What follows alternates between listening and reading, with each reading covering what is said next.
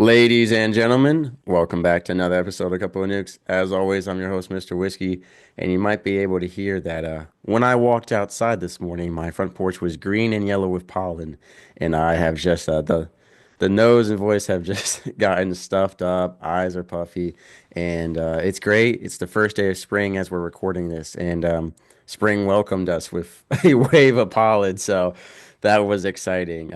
Saw a lot of pink and purple flowers growing, which is beautiful, but not a fan of all the pollen. I was out there with a broom today. But we're going to still have a great episode today. I'm excited for this. Whether you're faith-based or not, I definitely want you to tune in. I think this is going to be very insightful for both parties. And even just the fact that, as we've discussed on the show, most people who believe in God or believe in Christ, most of them have never read the Bible. They only know bits and pieces of the stories that are popular among children's books or, sermons. So we're going to get into it today. We're going to be focusing on King David. Obviously, everyone knows about him at least a little bit. One of the most controversial figures in the Bible, in my opinion. A lot of people believe that King David got off too easy and makes them mad. There's a lot of parenting lessons that we see with the consequences that went into his family and that. So there's a lot of hate for King David, but there's a lot of love, a man after God's own heart, and God loved him. And so there's a lot of stories about forgiveness. And my favorite part, personally, is human justification. The idea that if I, in David's case, indirectly kill this man, I'm not sinning. And obviously later on he feels remorse for it, but we have this idea that if we like to try and get away with sin as much as possible.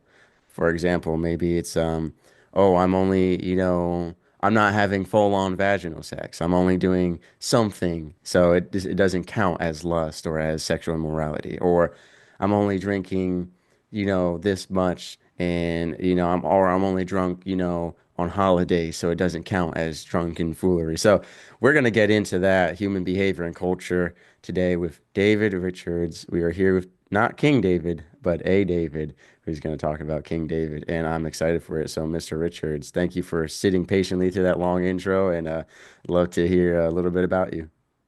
Mr. Whiskey, it's a pleasure to speak with you. You were not the only one affected by pollen today. We started to see the yellow mist descend on all our vehicles here in North Carolina as well. I grew up. My name is David Richards. I grew up in the military. My dad was in the Marines for 31 years. I moved around and lived on lots of military bases and sometimes out in civilian world. Spent a few years in Japan.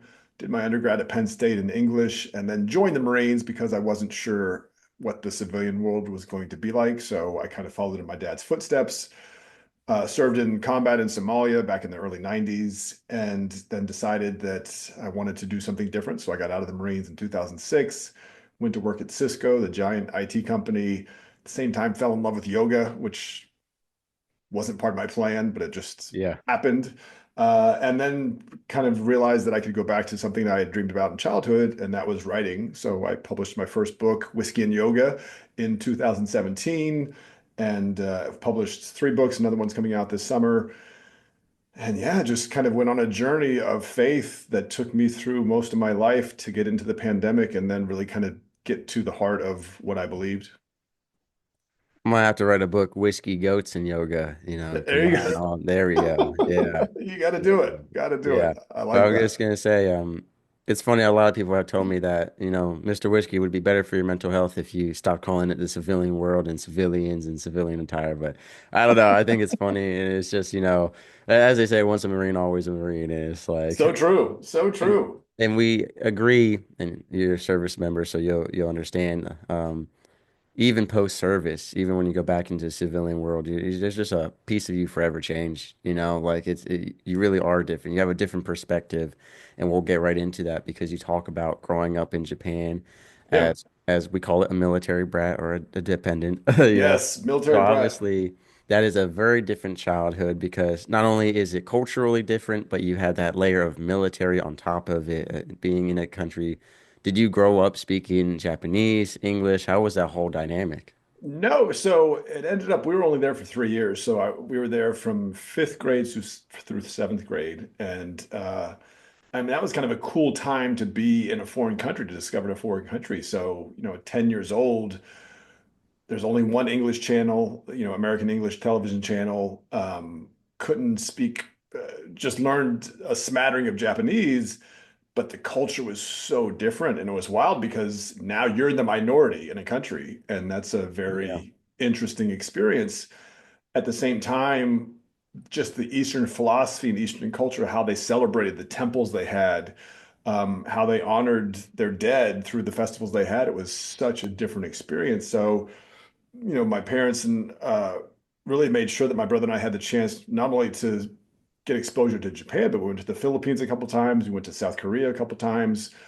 And that had a huge impression on me because it was such a different experience. And then coming back to the States and going to a military school here in North Carolina, you realize that I am like point something of a percent of people who've had that experience by the time you're 13 or 14 years old.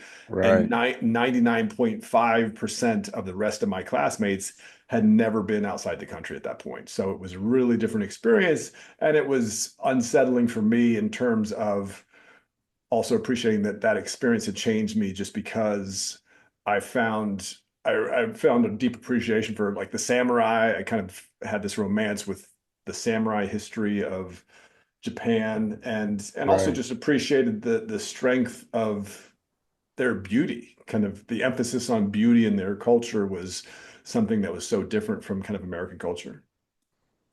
Yeah, that's definitely the truth. And it was the best time to be there because you were a kid, so your parents were paying for everything. I'm going on a That's trip to Japan.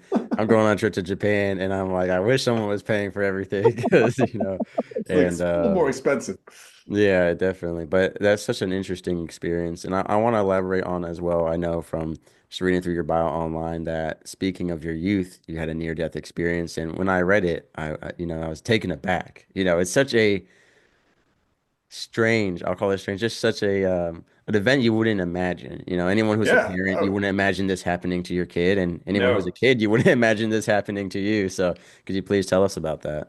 Yeah, so when you grow up on military bases, it's a very different environment. And Yeah, what I mean by that is everyone's mom or dad is in the Marines, and so it's very safe. Like there's not a lot of crime on base. yeah, of It's course. got its own gymnasium, it's got its own schools, so it's kind of its enclosed little universe. When I was in kindergarten, we lived out in town, so we lived in the civilian world, and it was so Right, different. We lived outside of College Park, Maryland, in a little town called Hyattsville, and it was so different because the houses were all different. Like on base, all the houses, the military houses were the same basically. And my dad was the only person who was in the military in our neighborhood, and this was right at the end of the Vietnam War, so there wasn't necessarily a great feeling about people in the right, right. military. And my best friend was this kid named Danny, and he lived up the block from me. And he had an older brother who was 3 years his senior, and my brother is 3 years older than me. So we were all good friends. And then they had another older brother, David, who was 12 when I was 6. And Danny used to get really mad. Like we called him a spaz. He would spaz out. And you could never really tell what was going to set him off. He would just go into these like kind of little fits of rage. Yeah, And if you're an adult and you see a 5 or 6 year old doing that, it's not a big deal. But when you're 5 or 6, like I felt sorry for him because sometimes his brothers would have to like hold him down. That's how angry he used to get. wow. Yeah, yeah, So one day, this is well before the age of helicopter parenting, we were in some stranger's backyard. So we'd gone up to Danny's house. It was the five of us, so my brother and then his two brothers, and then we'd gone further up the street from where they lived and just wandered into some stranger's backyard, and there was construction in the backyard. And I guess there was a hammer lying on the ground. And so we're just playing around. I don't know what we were doing. And at some point, Danny's oldest brother, David, said, "It's time to go home for dinner."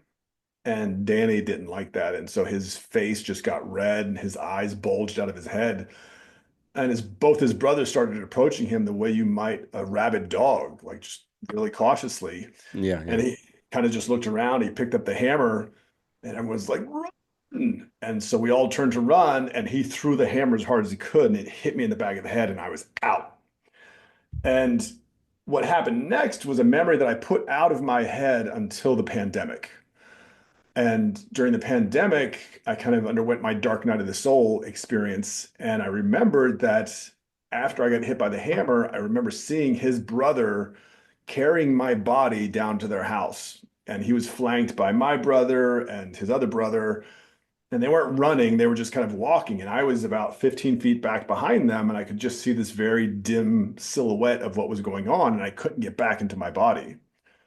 And then the next memory I have of being conscious was I woke up, I'm at home, I've got a bandage around my head. Danny's there with his mother.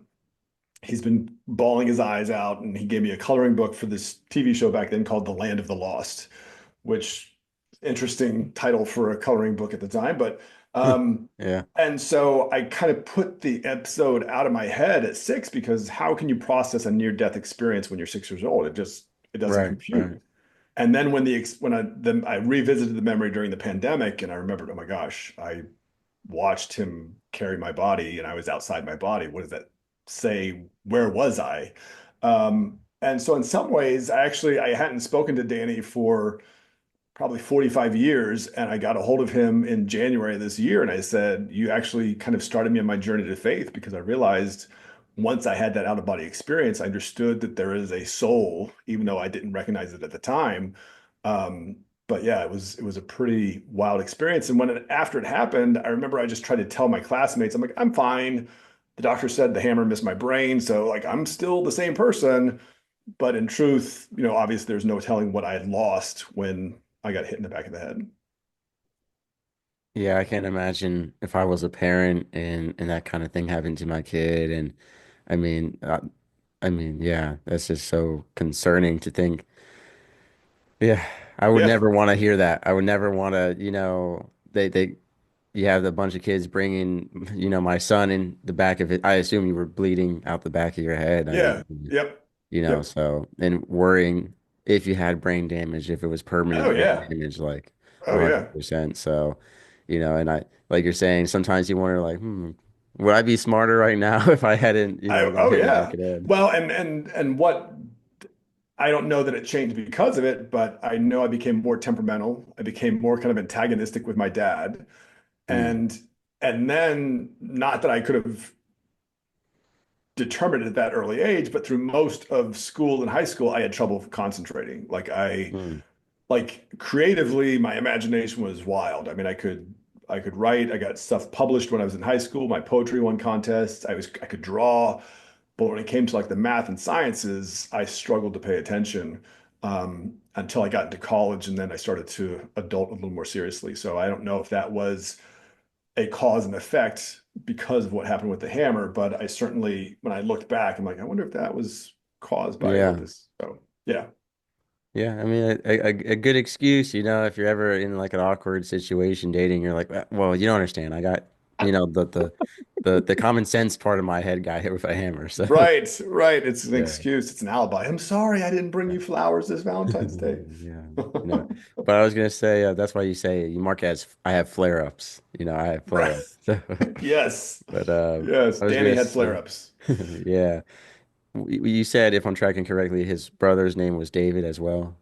His oldest brother was named David too. Yep. So we're just gonna call this episode the David Show. We got that David, we've Lots got of David David. King Richards, we've got David. King David, we've Yeah. got a lot of Davids here, and that was on the list of possible names that my dad wanted to name me. So definitely Nice. interesting. Yeah, I'm not David Whiskey. I could have been in an alternative, in a different life, but yeah. So that experience, you had the cultural experience, and then moving past that, the military experience, like you said, you yourself were a Yeah. Marine. So how long were you in for, and what did you do while you were in? I did 15 years and I was started out in artillery. So when I went to Somalia, I was in artillery. And when I got back, I kind of started to think about I'm not sure what I would do in the regular world if I have an artillery background. Like I'm going to blow stuff up out in the civilian world. Doesn't make sense.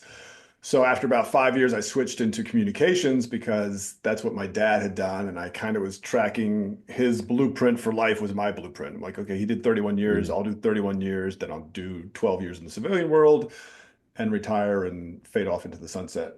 Um, And at the same time, I married and divorced, and part of it was when you grow up in the military and you're moving every 2 or 3 years, it's a very disjointed life because you're making this is obviously well Yeah. before texting, no email. So you become really good friends with people and then you say goodbye to them and Yep. you're not going to see them again. And so as I grew older, especially coming back from Japan, because I had such a great friend in Japan. We both love comic books, we love Star Wars, we love to draw, we played soccer. I mean, just kind of like I could see if we had been in another life, we would have been best friends for life and Yeah. kind of Yeah. like and then when we came back from Japan, his parents went to Virginia and mine went to North Carolina. And that point, my teenage angst started to set in, and I started to direct that anger at my dad because I realized, as miserable as I am making myself from losing friendships because of moving, you're the reason we're moving. And so that developed this antagonism. And initially, I didn't want to do the military. Like I wanted to write, or I wanted to go like produce Hollywood movies, or write screenplays or something. But also, when you're in the military, you don't know what the rest of the world was like, especially before the age of the internet, when everything Yeah. became so connected.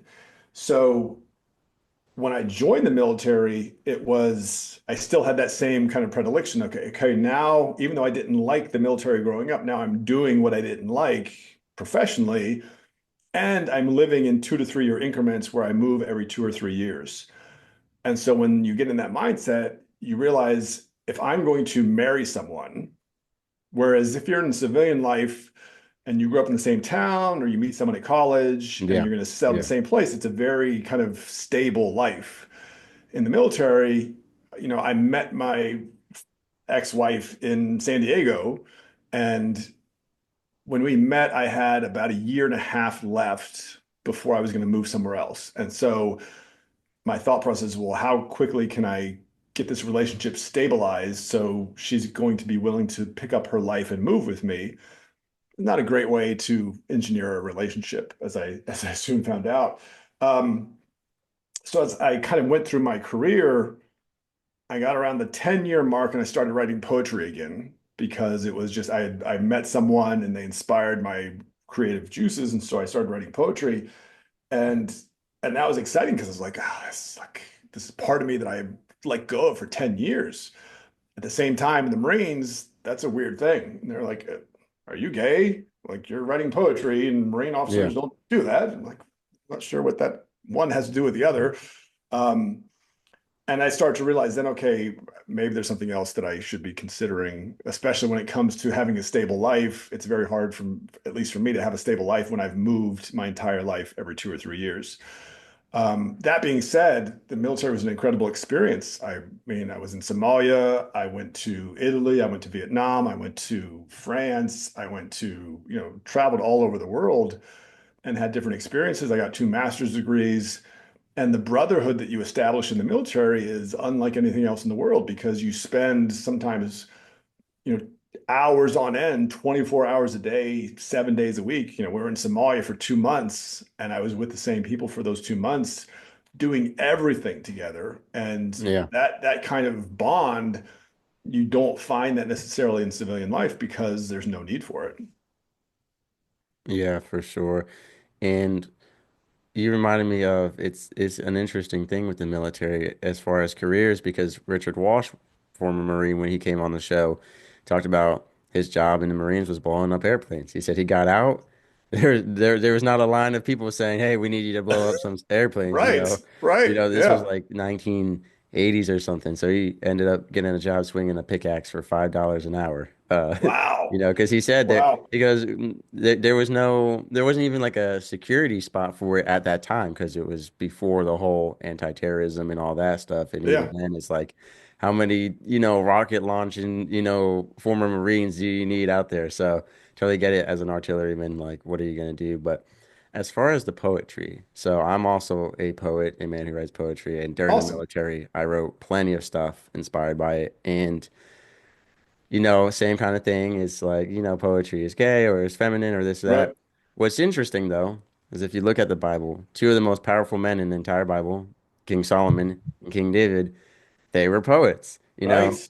you can say the Song of Songs or the Psalms. I mean, you could say it's Hebrew poetry. In fact, the whole book of Job is Hebrew poetry. So, Right. it's interesting how people have made it poetry is just a writing style.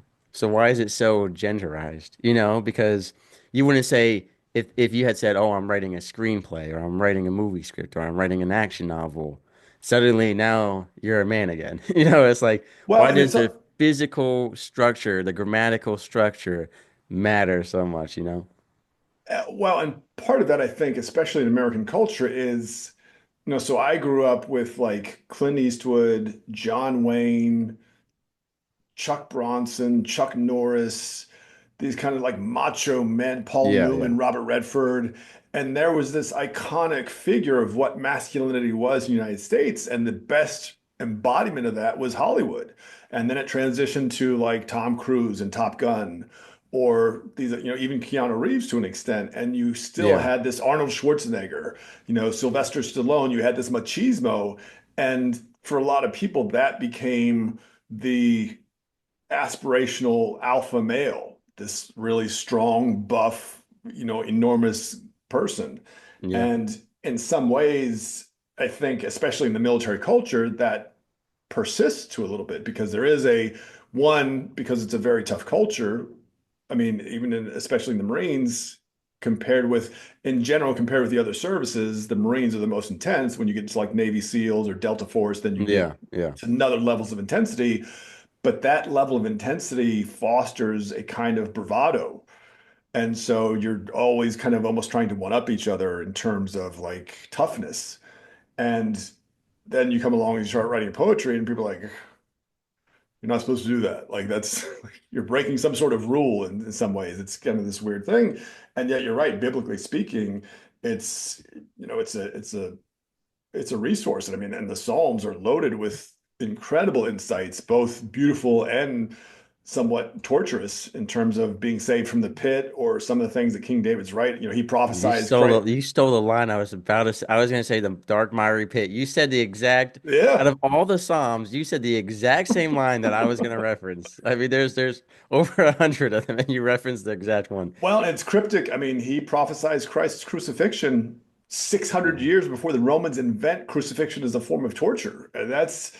And he does it in the first person, which is really, I mean, you think about as a writer, I've thought about when I've created characters, when I've created stories, you kind of Yeah. have to put yourself into the story to make it feel real. I mean, it's kind of like acting just in a written Yeah. form. And You don't want to be crucified. yeah, well, and that's but so when like you couldn't put yourself, what would compel King David to write, "They pierce my hands and my feet"? Like Mm, obviously he's speaking under the Spirit of the Lord, but at the same time, he has to take himself to that experience. Like it's not yeah. like if you look at, the prophet Isaiah, his writings about the Messiah are third person. Like we will be given, this everlasting father, mighty prince, all these things, but he's Right. saying about he will be called. The Psalms that David writes are they pierce my hands and my feet. And it's like that's intense. Like as an author, I can appreciate there's an intensity to that. And you also appreciate, well, heavy is the head that wears the crown. Like, especially when you understand the covenant, which I think we're going to talk about here shortly, the Davidic covenant, that binds Christ and King David for eternity. Like, that is an eternal promise of an everlasting kingdom and an eternal throne. And when David sleeps with Bathsheba and breaks the covenant, there's hell to pay for David, and that's kind of the house divided that cannot stand. So, Yeah. um, so getting back into the military, so the poetry thing was a wake up call for me in the sense that I didn't want to deny the creative part of me anymore. Yeah. And Yeah. as I made my way through my career, I started to realize, well, I also am tremendously curious what life is like outside of the military because by the time I got out, I'd been in the military for 36 years essentially between growing up in the military and then serving, and I wanted to see what was on the other side. Well, I think it really goes back to with that macho mindset, which we still see nowadays, not as much. It's been broken down a lot, Yeah. too much now. It's gone too far. but we've seen that that macho mindset was men don't talk or share about their emotions. They don't express their emotions. And poetry has always been very expressive, whereas if you were writing fiction, if you were, because there's plenty of famous, Sure. authors who are men who have put forward, no one said that like Michael Bay was feminine for making, for helping produce Transformers, or, that Right. Nicholas Right. Sparks was a woman because he wrote some of the best romance novels of all time. I Right. think because poetry is so, like you said, that first person for the most part, coming from that emotional perspective, it's that expressive emotional side of it that is considered more feminine or less masculine. So definitely an interesting perspective. But yeah, again, we see those biblical characters are writers, they are poets. Yeah. And what I want to address is, yeah, we talk about, I mean, it's just insane. I think I don't know if it was on the show or in my book, but I was talking about how it's just so insane how cruel humanity has been when you look at old torture ways or old ways of killing people. It's like, how do you even think of that?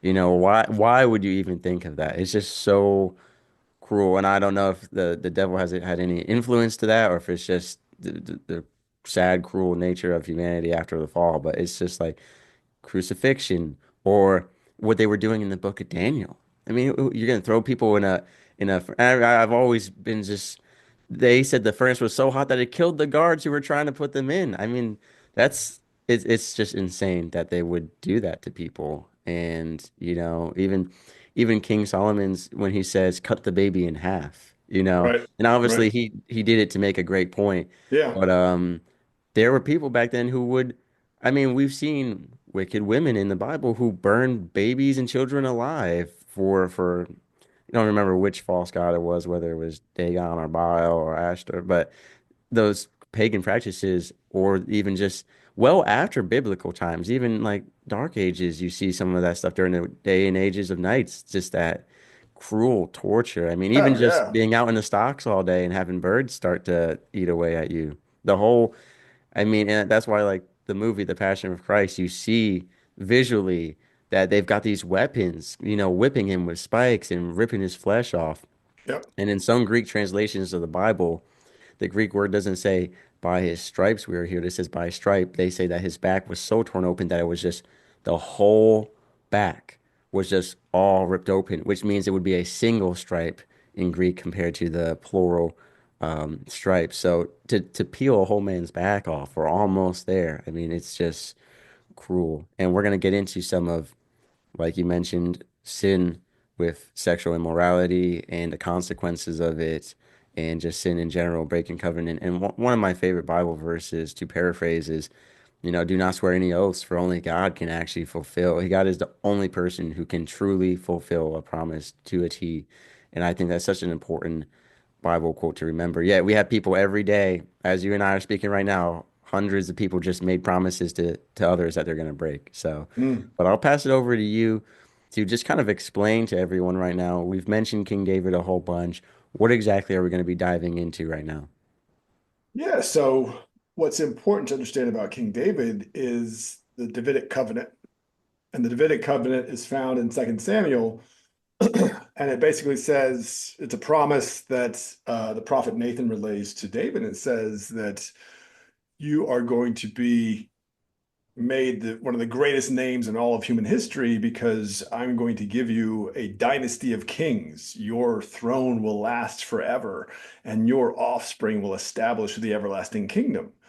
And David is overcome with gratitude and joy, and he's like, "Oh Lord, I can't believe you're making this promise to a human. This is awesome." And then one day he's on his roof and he sees Bathsheba and sleeps with her, and then tries to get her husband to sleep with her to cover up his crime. That doesn't work, so he sends him to battle to get him killed. And then Nathan comes back and is like, "Hey, what would you do if someone took a person's sheep when they had all these sheep?" And David's like, "Oh, curse the man 4 times who does this." And Nathan's like, You "Dude, are that you man. are that man." And so David realizes, "Oh no, that's not good." And that's the where he turns your house will, live by the sword. and you've turned your house against you. And we see that there are four crimes that follow on to that. So then fast forward, wow, that fast forward. So you look at the Psalms, and not only does David prophesy crucifixion, betrayal by Judas, casting of lots for the clothes, no broken bones, but he also writes some very tortured Psalms. He says, I am greatly afflicted. And in my distress, I said, everyone is a liar. So what is that? He is now basically mandating universal salvation because he calls everyone a liar. And when you put that in the context of the Davidic Covenant, where now his offspring, meaning Christ, is going to establish the everlasting kingdom and the eternal throne. Well, what has David done? Has he just turned his house against him with Absalom and what happens within his family? Or has he turned it against him because of now Christ's role as the Messiah? And when you fast forward now into the New Testament, there are almost 24 references to Jesus being the son of David. And there's a really fascinating verse that's repeated 3 times in the Bible. Once in the Psalms, once when Jesus is speaking to the Pharisees, and then once in the book of Acts. And it's the Lord said to my Lord, sit at my right hand while I make your enemies a footstool for your feet. So David writes that. Then Jesus is talking to the Pharisees. He says, whose son is the Messiah? And they say, David.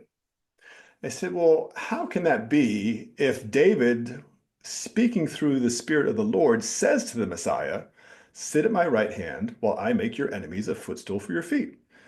If David calls the Messiah my Lord, how can he be his son? The Pharisees can't answer. Hmm. What's most compelling, and I think the big aha, and every time I talk to a believer, they're not aware of this. It's profound to me that how this is overlooked and for its significance when you understand the binding nature of the Davidic Covenant and what it means that a human being has been promised an everlasting kingdom, even though he breaks the promise made to him through his sin. So in the book of Acts, we find out David does not ascend to heaven. It's Acts 2:34. And I think it's Luke who says, for David did not ascend to heaven, and yet he said, the Lord said to my Lord, sit at my right hand while I make your enemies a footstool for your feet. So if Christ ascends to heaven after his resurrection, and David does not ascend to heaven, where is David? Well, he's still on earth, technically, or in hell because of all the verses about being saved from the pit. And because he has now contrasted himself by breaking this covenant, now we start to see why he says all these things about being saved from the pit. You get to the end of the Bible. In the book of Revelation, Jesus says, I hold the key to David. Well, what is the key to David? One of the last things Jesus says on the last page of the Bible is, I am the root and the offspring of David, meaning I am the beginning of David and the end of David. Hmm. And so if you look at that, you say, well, wait a minute. David's a human, and yet this promise of an everlasting kingdom is made to him. Jesus is called the Son of David. Even when Mary finds out she's pregnant, Gabriel says to her, your son will be called Son of the Most High, and he will be given the throne of his father David. Well, if David doesn't ascend to heaven, then what happens to him? And how is that relationship reconciled if Jesus, after his resurrection, states, I have been given all authority over heaven and on earth? Because what you're saying now is the dynasty of kings, Jesus is ascending to the throne with his resurrection. What does that mean for David? And that's what I explore in my book that came out in 2022, and then the next book that's coming out later this year. Yeah, and the New Testament starts with the genealogy of, Right. King David to Jesus, both bloodlines, cursed and not cursed, to show how God did not contradict. Because obviously, a lot of people want to say, well, this part of the Bible contradicts itself, but we find out that God has already thought of what you're going to try to think of. So, the big question I have for you Yeah. that we're all wondering about is, All right, Mr. Richards, we hear you loud and clear. Where is David? How's he gonna get to heaven if he does? And what does this do with me? What does that have to do with Mr. Whiskey walking his dog on Tuesday afternoon? Yeah, What yeah, does this yeah. mean for us and our salvation? So my in the book that I have coming out May 29th this year, I look at if David is a human being and Jesus is the root and the offspring of David, Mm, then at some point in human history, David must, some consciousness called King David must recognize Jesus as his root and his offspring.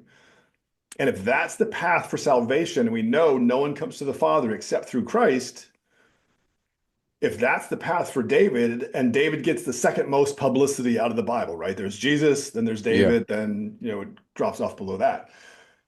But if David's path towards salvation and being saved from the pit is recognizing Jesus as his root and his offspring, is that the pathway towards human salvation?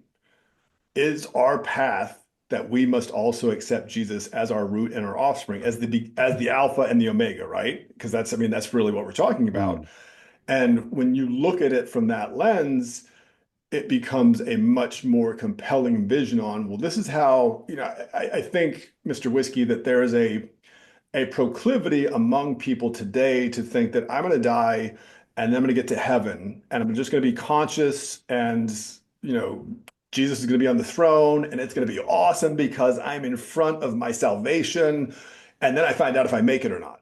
That was kind of my childhood upbringing and what the gates to right. heaven were. And what I've come to appreciate is Jesus lays out kind of specific terms in terms of what the ascent looks like. Like, no one comes to the Father except through me. I and the Father are one. If you've seen me, you've seen the Father. And then at some points, he says in different capacities, I am in the Father. You are in me. I am in you. You are in me. And you get to this place, well, it's not an external journey. If the kingdom of God is within you, it's an internal journey. If we all share the mind of Christ, that's an internal journey. And how do you consciously wake up that mind within you so that you awaken to the what is not, you don't hear this a lot in church, but what other people call the Christ consciousness, right? If we all share the mind of Christ, you have to start to ask yourself, well, is that a conditional mind based on your adherence to dogma? Or is it a universal mind because Christ really has authority over heaven and earth? And then it's incumbent upon me to see his light in all the world. Not to say that there aren't evil people or people doing bad things, but if I can see his light in all the world, what does that say about me as a believer? In other words, if I am looking at someone and saying, to kind of get it back to what does it mean for you when you're walking your dog? If I look at someone and say, oh, well, they're Jewish and they don't believe in Jesus, therefore I am judging them for their lack of belief, that says something about me. If Mm, I, on the other hand, say, well, wait, I know Jews believe in the Messiah, they just believe the Messiah comes from the house of David. Well, that's a very different thing than the saying they don't believe in Jesus, but what does it mean for them? And part of what my research has shown, there was a book series that came out about 20 years ago called the Left Behind series, and it was written by two pastors, and it's about the rapture occurs and like people will get taken to heaven and everybody's left behind has to deal with the Antichrist, this guy Nicholas Carpathian, I think, out of Europe. Um, and in the last book, the 12th book of the series, King David's resurrected and goes on to lead the world back to, you know, basically connects heaven and earth.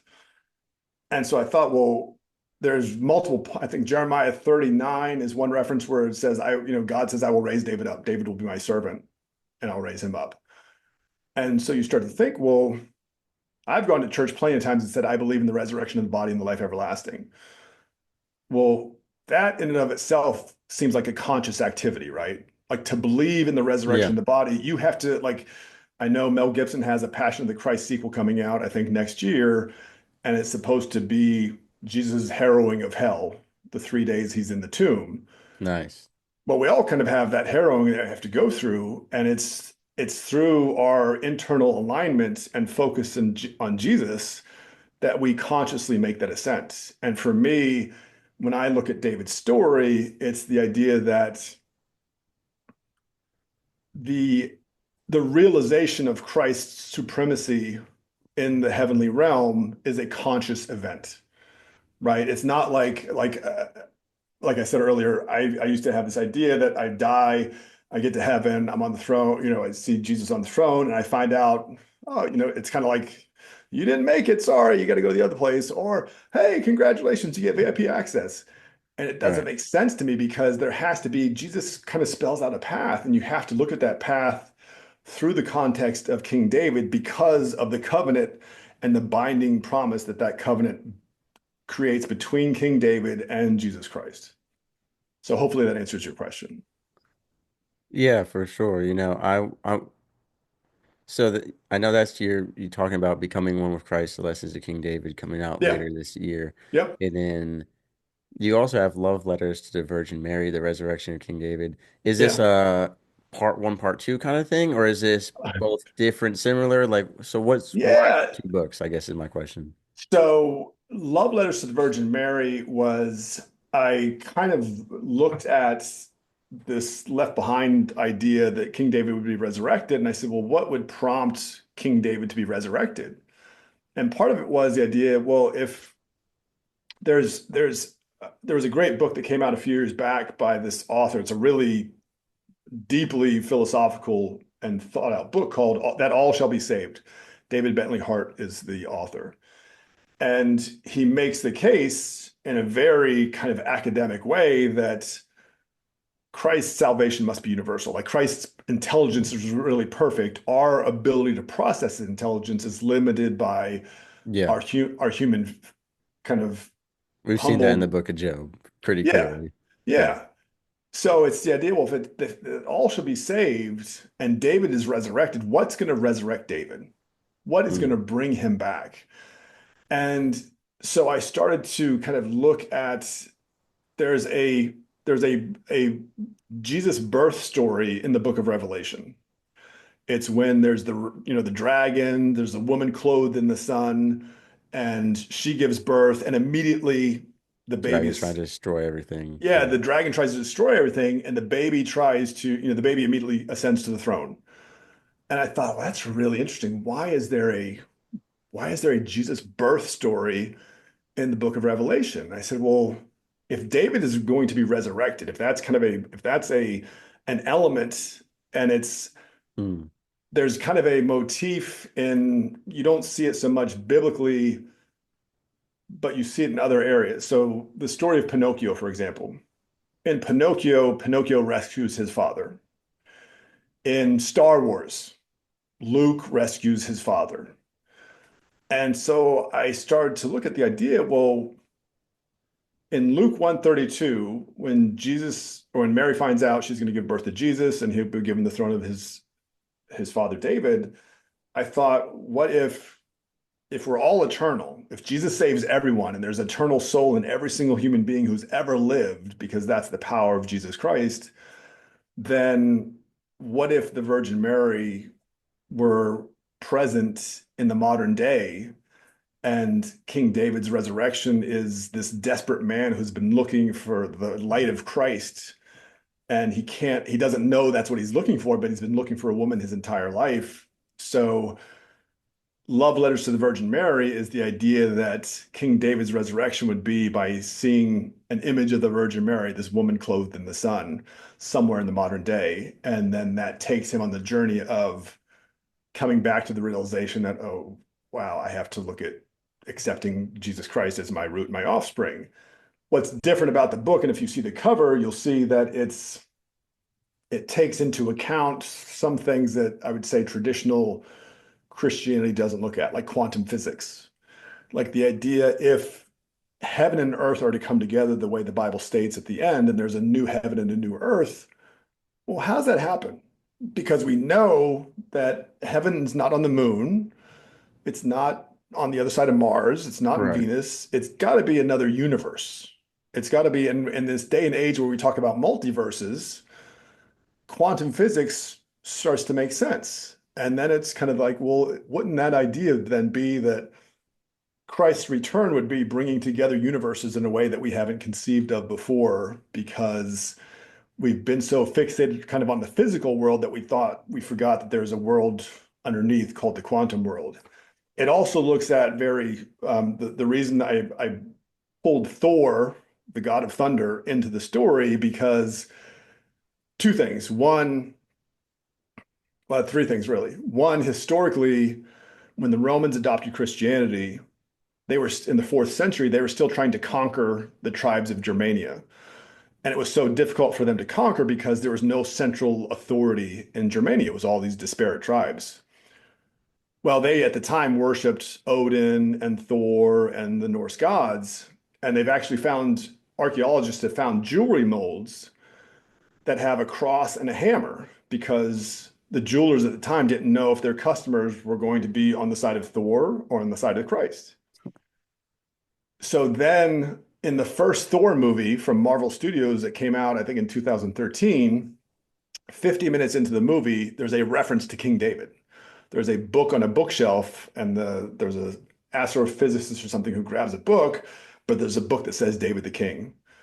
And I thought, well, that's really interesting. That's a really interesting tie. So then I looked further and I said, well, let's take this into modern history because if you can go along with what I'm saying, and then if David doesn't ascend to heaven, but there's this binding promise between he and Jesus Christ and God, ostensibly, then David's, because he is saying, the Lord said to my Lord, sit at my right hand, while I make your enemies a footstool. And we know biblically the footstool means the earth. Like the footstool for the Messiah is Yeah. the earth. So then David's spirit, and this is my conjecture, is David's spirit is the vanguard by which Christianity advances. Because he's going to make sure that evil is rooted out, that paganism is rooted out, and all those things, so that the Amen. Messiah is set atop of the supremacy. So take that into the context now of the Holocaust. There's a great book called The Spear of Destiny, and it's written by an author named Ravenscroft. And in that book, he talks about Adolf Hitler's fixation and fascination with the Spear of Destiny, which is the Spear of Longinus. So Longinus was the Roman soldier, centurion, who stabbed Jesus to confirm that he was dead upon his crucifixion. And Hitler was fascinated by this because it was deemed a holy weapon. And so he wanted to use it against the Allies. And the author in this book makes the case that Hitler was the Antichrist. So then if you look at what was the Holocaust, besides just a very viral strain of anti-Semitism that played out horribly, what was it really?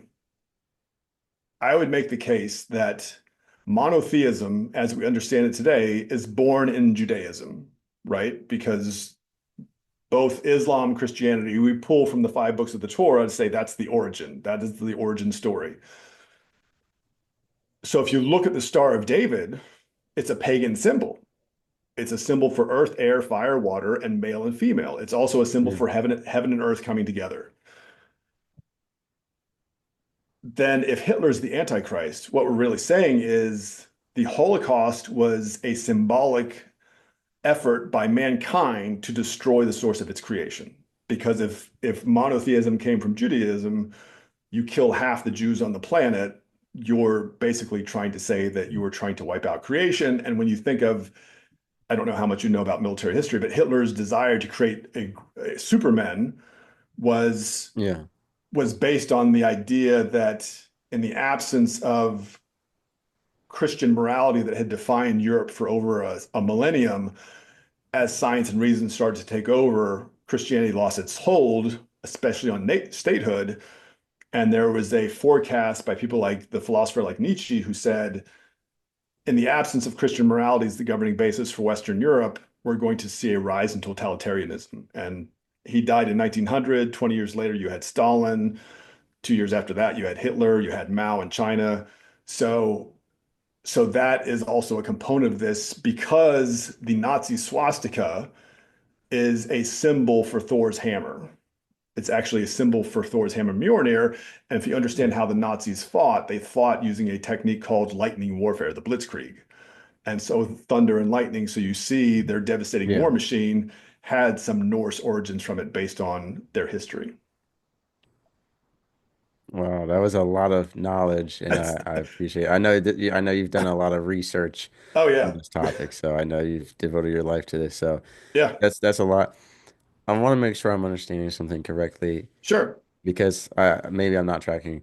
When the woman clothed in the sun gives birth, are you saying that baby she is giving birth to is the resurrected or the new body for King David? No, no, no. Okay, I just wanted to clarify that. No, it's Christ ascending. What I would say in that moment is the dragon to me, if David calls everyone a liar and has turned his house against him, Hmm. what I'm making the case for is that Christ must find a way to save King David. That's why there's so many Psalms about Right, being saved right. from the pit. But David, as he's resurrected, I'm making the case that is an embodiment of once he realizes, oh my gosh, there is this woman that I've sought my entire life. And then when you read the book, you realize it's he must let the woman go so that he can fully embrace Christ.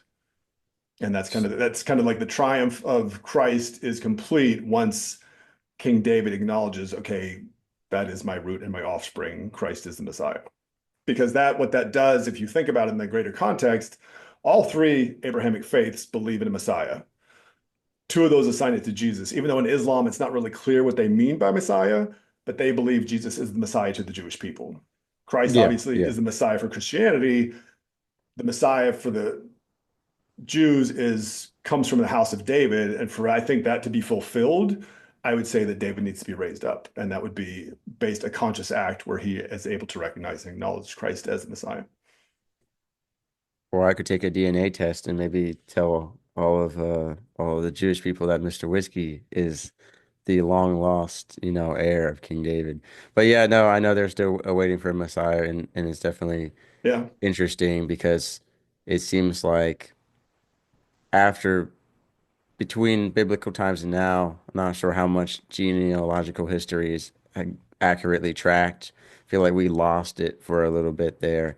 And I know they're still constantly working every day to try and find DNA or genetic proof of Jesus Christ by running tests on blood in different sites over there in where he was supposedly existed and did his teachings. They're trying to check those sites or find anything they can. And there's always new science coming out. And as I say in my book, every day, scientists are saying, here's more proof that God exists. And every day, scientists are saying, here's more proof that God doesn't exist. So it's this endless hamster wheel of the human mind and human research trying to put into a box all this stuff. But yeah, so what I really need to clarify for everyone, just because I want to make sure I'm tracking as yeah. well, is Love Letters to the Virgin Mary.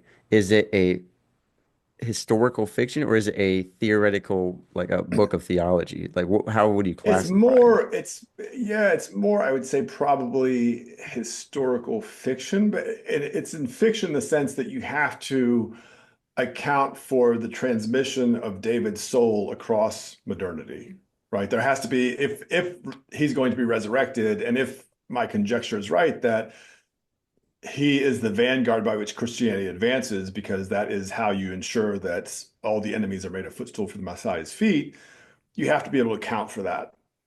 And there's no obviously historical evidence that says, oh, yeah, we can track King David's soul migrating through Western civilization as Europe is formed and the Americas formed. You can't do that. So, in that sense, it's a historical fiction. I would say Becoming One with Christ, my next book, is much more theological because, Okay. in, I mean, really, do you know much about Carl Jung? I don't want to. No. So, so Carl Jung was a psychologist who a depth psychologist in Europe. And what he discovered through treating people from across the continent was even though they had different backgrounds, different experiences, different ethnicities and cultures, they all had common themes in their dreams. And so it came Interesting. up with this idea that there must be a universal unconsciousness that we're all have access to that contains all of human history. Yeah. And what he started to look at was there are archetypes to there's components and elements to our soul. And in one sense, there is the self. So that is like the whole sense of who we are. But there's also a persona. And the persona is who we project out into the world, who we like, how do we want to appear to others? Then there's a shadow, and the shadow is the parts of us that we don't like and we kind of try to repress or we project onto other people. Oh, that person's ugly because they said this or they're racist or whatever. We project something onto them so that we don't have to feel it when in actuality it might be part of us. Then there's also what he called the anima or animus. And in men, the anima is the female aspect of a man. We all come, Right. Yeah, I've every heard single one this. of us comes from a woman, and the woman, and the animus is the male aspect. He also talked about that there were different personalities within us. There's like a sovereign, a king, or a queen. There's a warrior, there's a lover, there's a magician. And more work has been done on these archetypes to say that you really need to integrate the archetypes because you can see if your king is out of balance, for example, they'll be tyrannical. If your lover's out of balance, they could be completely dependent on someone else for intimacy and feelings. And the whole idea is if you can integrate your soul, you'll have a sense of wholeness. And part of that integration is as your king, your sovereign, or your queen aligns with Christ, the sharing the mind of Christ and kind of tuning into that Christ consciousness, you start to integrate the rest of your archetypes, which brings back the restoration of your soul. Love Letters to the Virgin Mary is very much an act of it's written kind of from the first person of David's perspective, but it also has different elements of his soul that play out to explain the transmission of his soul across 2000 or 3000 years. Becoming one with Christ is much more theological as well as psychological in terms of explaining some of what I just said. And then it also looks at the history of Christianity as advanced post resurrection. So, why did Christianity evolve the way it did? Why did it arc so specifically through Western civilization to dominate the backbone of Western civilization? And and then looking at also what I talked about with Hitler and the Holocaust and the idea from this book that Hitler was the Antichrist. I think it's interesting, if you have a dream of a certain animal doing a certain action and you look up what it means, a lot of times you'll find it's pretty on track. And Right. really, you see that a lot of people who dream about certain animals or actions are experiencing the same things. So it's very interesting to see if that ties into that group consciousness. But also, we also know that God uses dreams to speak to us as well. Right. And I mean, no one ever said that God's not going to use the same symbology, right? I mean, if something works, you keep using it, right? So Right. it's definitely an interesting theory, but you've given us a lot of information. I think it's a lot for everyone to think about. And if anyone listening, if y'all or whether you're faith-based or not, again, if you haven't read about King David, and I highly suggest it. One, there's just a lot of great stories, lessons in just writing and all of that, as well as it'll give you a better perspective on just the Jewish faith and Christianity and all the other, doctrines in terms of the Bible. You know, I know when I first read the Bible in order, because I had always just read randomly, Right. when I read it in order, you get that historical context, you get the whole storyline, the whole, you know, arc of King David from beginning to end, of King Solomon, of Saul, of Samuel, all of that. I mean, you just get such a greater understanding and connection to the Bible. And so I highly recommend y'all do that. And then, Mr. Richards, what I'd love for you to leave us with is, as a man who has gone deep into theology and the Bible, what quote would you leave with us? I know that there are hundreds of them. There's tons of great ones, and it's never easy to choose one, but if you have one for us to think about. The one that comes to mind is seek and you shall find, right? Like part of my own journey was I went into 2020 in January of 2020 kind of looking to reconcile my relationship with God. And I didn't necessarily know what that meant because my journey had taken me kind of so far away. I wasn't focused on Christ. And you talk about understanding the Bible, it's important, I think, what I sometimes feel, and you hit on it, is sometimes people read a snapshot and they say, well, okay, this is, the Ten Commandments, that's the basis for civilization. Well, wait, no, the Ten Commandments were the basis for the people who didn't have a law and were separated from God because that's the Old Testament is about separation. It's about, Yeah. and then you look at the New Testament is about God is immanent. God is embodied, incarnate in Jesus Christ. And what does that the veil of the temple is literally torn when Jesus dies, symbolizing that God is no longer separate. Now we have to seek God within us by going deep within us and um, seek and you shall find. You can not believe in God or not look for God, and you will not find them. You won't find God. It's that you can live that reality and live that life. Yeah. If you seek with all your heart, you will find God. And once you understand God's presence and Christ's eternal presence, you can't unsee it. It completely changes your life forever. Amen. What really has helped me in life was the fact that I was just naturally intellectually curious. Mm, And so many people aren't seeking because they feel like they've already found the answers. They went to church one time and they had a bad experience. Well, I already found my answer. Or, their parents or someone they knew was a hypocrite. Whatever it may be. So many people have a list of reasons why they don't want to yeah, believe in God or the church. Not they don't understand that the church and God are separate. And what you see is that they're not seeking because they don't want to, because they're afraid to, or because they feel like they already have. But my biggest issue, I brought it up in the very beginning of the episode, was so many people, faith-based people included, believers included, have never read the whole Bible. So right, how can you say you're seeking God with all your heart if you haven't read his word? What is his word? It says, God is the word. The word is God. Like it is his word. To believe God exists is to believe that his word is true as well and breathed by his spirit. So I think, I don't want to harp like, oh, you have to read the Bible, you have to read the Bible, you have to know the Bible, you have to memorize the Bible. There's a relationship with God outside of that. But why would you not read the Bible if that's the guidebook for life that he gave us, that he's saying this is where you'll find everything you need? And some people are like, God never answers me, or God's never listening, or he's not there.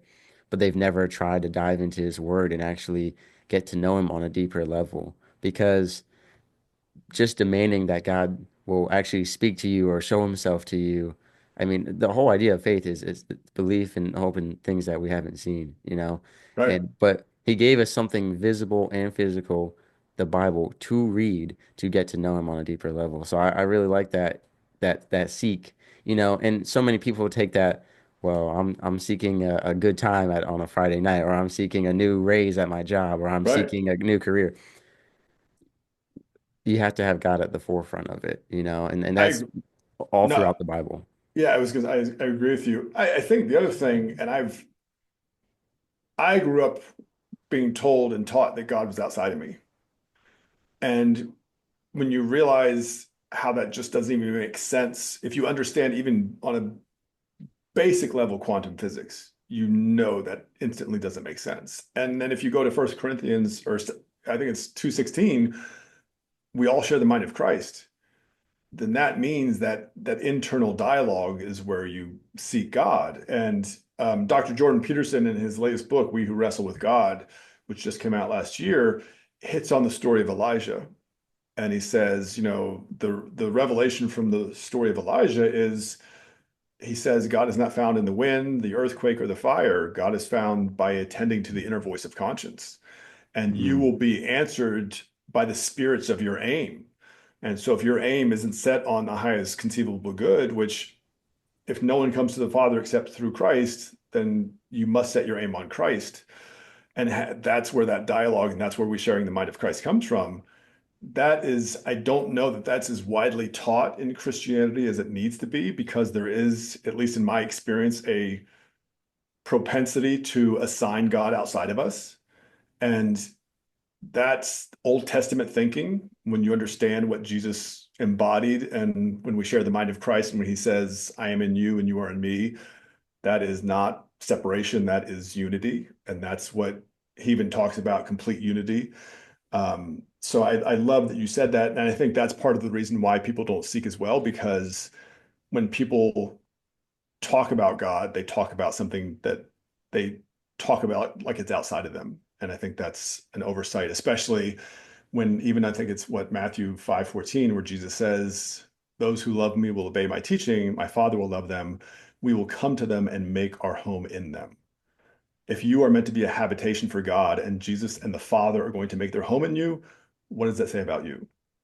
And that is an internal dialogue and an internal awakening that I think we sometimes lose sight of because we give, and I think there's sometimes a tendency to look at something in the Old Testament and say, well, that still stands. Well, no, Jesus came to, I think Jesus's teachings are primary over what was taught in the Old Testament. That's just my personal philosophy based on the evolution of the Bible story and the allowing for the passage of time. Yeah, and I know that we talked about your two books that are King David centric, but you also have other books, thought pieces, you Yeah, speak, and all that. So we're gonna have your website in the description below for everyone to check out thank all you. that you do. Obviously, to cover all of that would be another hour or so. So I Probably, want to wrap probably. things up here. But I think it was a great, very in-depth discussion. I think hopefully everyone listening is intellectually curious and will follow up on a lot of what you said and research and look into it because there's so much historical stuff to read outside of the Bible as well. That is very Oh, interesting. tons, And, tons. there will always be learning. But yeah, I want to thank you, Mr. Richards, for sharing this with us. And hopefully, we have brought a few people toward the Bible, whether you're a faith-based person or not, just to read it and spend some time with it. And don't just read it and rush through it, actively read it, ask questions, watch sermons on certain sections, like go into it. You can spend a long time reading the Bible. I've seen people who have hosted sermons on just a single verse. So, you can get into it, and I highly encourage everyone. But Mr. Richards, I want to thank you for your time today and for coming on the show. Mr. Whiskey, it has been a pleasure. Thank you for your great questions, your dialogue. I really enjoyed this. Thank you so much for having me. Sailing through the ocean blue, nuclear reactors my crew, guiding the ship, the stars as our guide, through the waves we ride, jokes and laughter fill the air. On this voyage we have to share, working together, side by side, as one family we will abide. In the heart of the ship we reside, nuclear operators with pride, powering the vessel with every stride. Our mission, a source of great pride.